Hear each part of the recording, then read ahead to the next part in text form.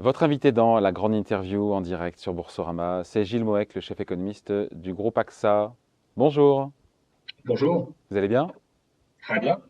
Est-ce que vous allez mieux que les marchés? Parce que vous avez vu, hein, on a eu...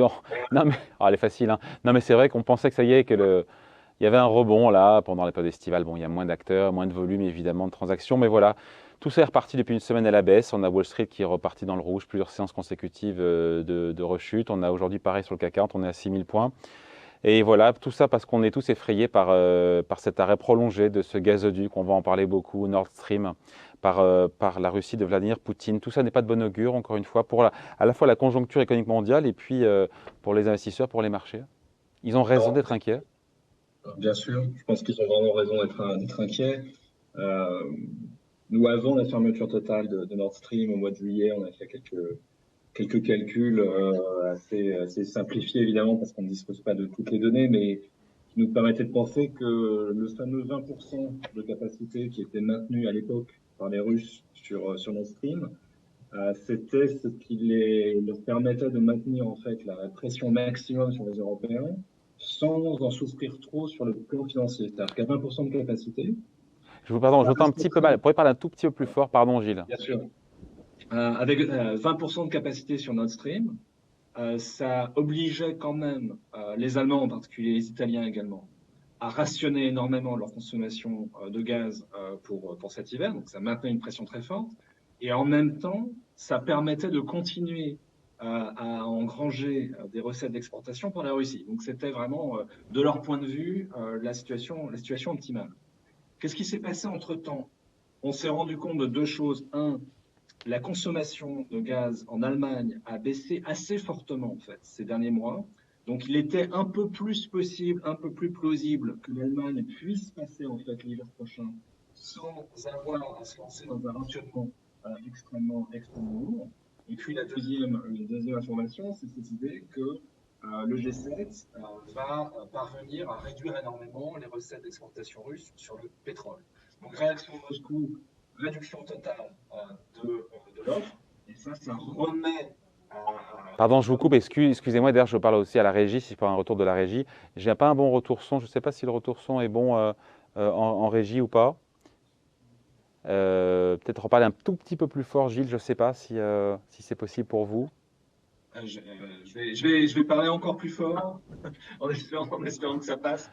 Euh, donc voilà, on arrive à cette décision russe d'interrompre totalement l'offre de gaz.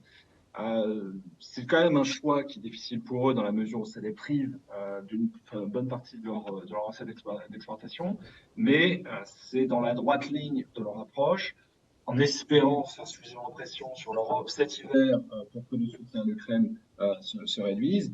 Et voilà, même avec la baisse de la consommation qu'on a observée depuis maintenant quelques mois en Allemagne, avec un arrêt total de Nord Stream, on a quand même du mal à passer l'hiver sans rationnement. Bon, je suis pas sûr d'avoir tout compris. Et donc, en gros, on a beaucoup parlé des risques de récession sur l'Europe. Est-ce que, encore une fois, parce qu'il faut voir que les Américains, je ne sais pas si les gens le savent, mais les Américains payent 8 à 10 fois moins cher leur gaz que nous. Donc c'est vraiment un problème qu'on a en Europe. Est-ce que tout ça accroît les risques de récession en Europe, d'avoir encore une fois cette fermeture? On a compris que c'était pour des motifs politiques, pour une turbine qui n'a pas été renvoyée par l'Allemagne. Bon, bref, tout ça est complexe, mais on se dit bien que c'est pas le fruit du hasard, hein. Non, bien sûr. Je pense qu'il y a deux éléments, il y a deux canaux de transmission en fait de cette affaire gazière sur le PIB et donc sur la récession. Le premier canal, et on en a parlé avec votre interlocuteur précédent, c'est le canal du prix. Même si on essaye, on va sans doute le faire à la fin de cette semaine, même si on essaye de découpler le plus possible le prix de l'électricité tel qu'il est observé par le consommateur de la pression sur les marchés de gros, on a quand même un choc inflationniste lourd qui diminue bien évidemment la capacité de dépense des ménages. Et malgré tous les boucliers tarifaires de la Terre, on n'arrive quand même pas à éponger totalement le choc. Donc on a un effet très négatif sur le revenu réel. Et puis l'autre effet, qui est probablement plus important encore lorsqu'on parle de récession pour l'hiver, c'est l'effet volume. C'est-à-dire que si on arrive à une situation à l'hiver où, pour permettre aux particuliers de continuer à se chauffer, on est obligé de réduire l'énergie, les flux d'énergie vers les secteurs industriels, Là, bah, on va avoir sans doute en miniature une espèce de répétition de ce qu'on avait vu au moment de la pandémie, avec des secteurs qui s'arrêtent complètement, une production qui s'arrête complètement.